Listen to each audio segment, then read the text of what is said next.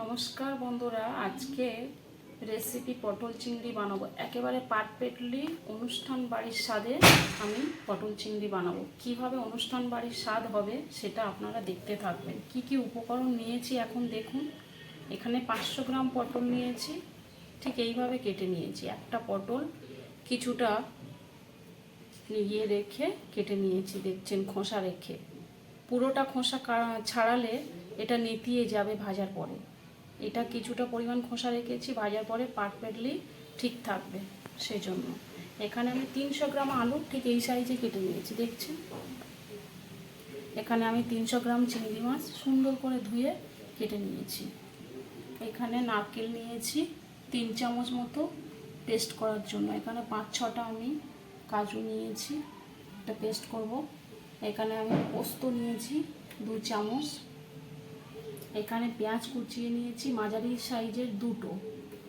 আদা রসুন পেস্ট করে নিয়েছি 4 চামচ মতো।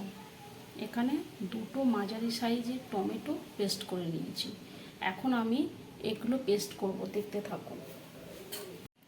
এখন আমি এই নারকেল দিলাম 3 চামচ, কাজু দিলাম 4-5টা, পোস্ত দিলাম 2 চামচ মতো। এগুলো সব পেস্ট করে নেব। এই পেস্টটা দেওয়ার কারণ হচ্ছে পারফেক্টলি একেবারে অনুষ্ঠান বাড়ির টেস্ট পাবেন। এটা কিন্তু একেবারে স্কিপ করা চলবে না, তাহলে অনুষ্ঠান বাড়ির টেস্টটা আসবেই না। এই পেস্টের সাথে 4টে কাঁচা লঙ্কাও দিয়ে দেব। কড়াইতে সর্ষে তেল দিয়ে দিলাম। পুরো তরকারিটা আমি সর্ষে তেলেই বানাবো। পটল ভেজে নেবো এখন। তেল গরম হয়ে গেছে, এখন এই পটলগুলো দিয়ে 2 মিনিট ভেজে নেব ভালো করে।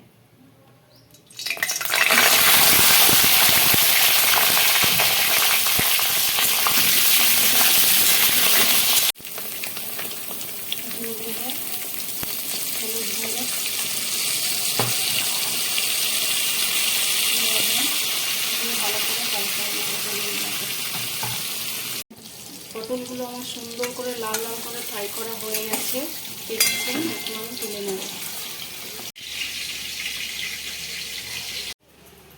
আলুটা আমি হালকা বয়েল করে নিয়েছি, হালকা। এবারে আমি সুন্দর করে ফ্রাই করে নেব ওই তেলের মধ্যে। দিয়ে দেবো হালকা হলুদ, লবণ। সুন্দর করে ফ্রাই করে নেবো 2 মিনিট ধরে।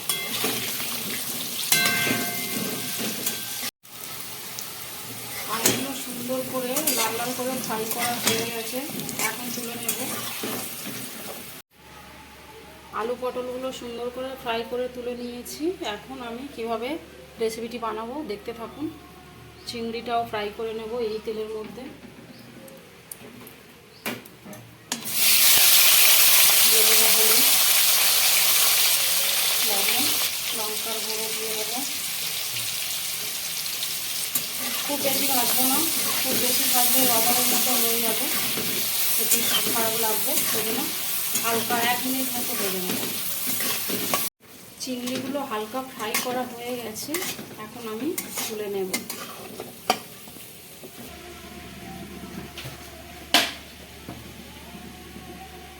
তেলের মধ্যে দিয়ে দেবো একটা তেজপাতা, 4টে শুকনো লঙ্কা, 1/2 চামচ গোটা জিরে। ফোড়নের সাথে কোচানো পেঁয়াজটা অ্যাড করব। পেঁয়াজটা আমি 2 মিনিট ভালো করে ভেজে নেব, বাদামি কালার আসবে। সুন্দর করে বাদামি কালার করে ভেজে নেওয়া হয়ে গেছে। এখন এর সাথে আদা রসুনের পেস্টটা অ্যাড করব।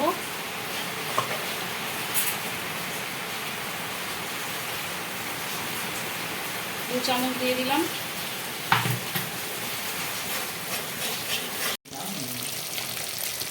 দিয়ে দেবো হলুদ গুঁড়ো 1/2 চামচ।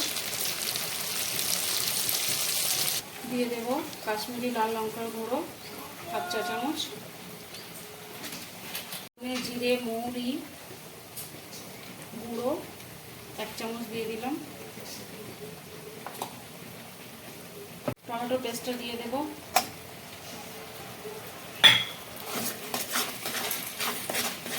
2-3 মিনিট ভালো করে কষিয়ে নেব মশলাগুলো। স্বাদের জন্য চিনি দিয়ে দিলাম হাফ চামচ। 2-3 মিনিট সময় নিয়ে সুন্দরভাবে আমি মশলাগুলো কষিয়ে নিয়েছি। দেখছেন মশলা থেকে সুন্দর একটা তেল ছেড়ে দিয়েছে। এখন এখানে আগে যে পেস্ট করে রেখেছিলাম নারকেল, পোস্ত, কাঁচা লঙ্কা, কাজু, সেটা পেস্টটা এখন মশলার সাথে অ্যাড করব।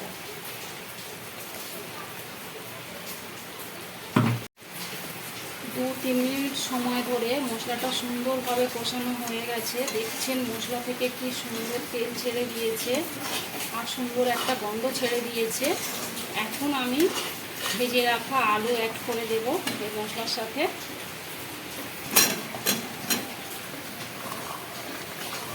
দিয়ে দেবো ভেজে রাখা পটল,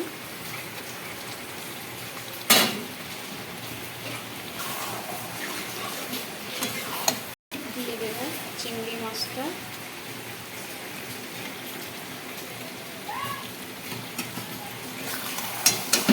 এখন 2-3 মিনিট মতো কষিয়ে তারপরে গরম জল অ্যাড করব।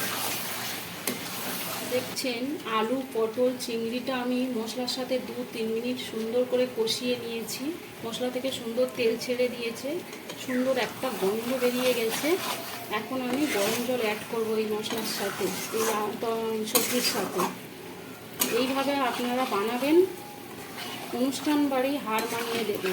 অনুষ্ঠান বাড়ির পটল চিংড়ি হার মানিয়ে দেবে।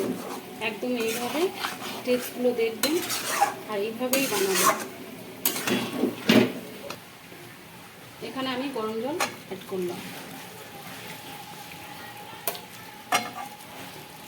বেশি জল দেব না, যেহেতু এটা মাখো মাখোই হবে। দেখছেন জল দিয়ে 2-3 মিনিট আমি ভালো করে ফুটিয়ে নিয়েছি। একেবারে পটল চিংড়িটা রেডি। এখন আমি ধনে পাতা অ্যাড করব। দিয়ে দেবো হাফ চামচ গরম মশলার গুঁড়ো। সব শেষে ঘি দিয়ে দেবো। একেবারে পারফেক্টলি অনুষ্ঠান বাড়ির স্বাদে পটল চিংড়ি রেডি। এবার একটা পাত্রে আমি নামিয়ে নেব। অনুষ্ঠান বাড়ির স্বাদে পটল চিংড়ি পারফেক্টলি রেডি। দেখছেন, আপনারা এইভাবে ট্রাই করুন। আশা করি আপনাদের অনেক ভালো লাগবে। আর ভালো লাগলে আমাকে অনেক লাইক, কমেন্ট, শেয়ার করবেন।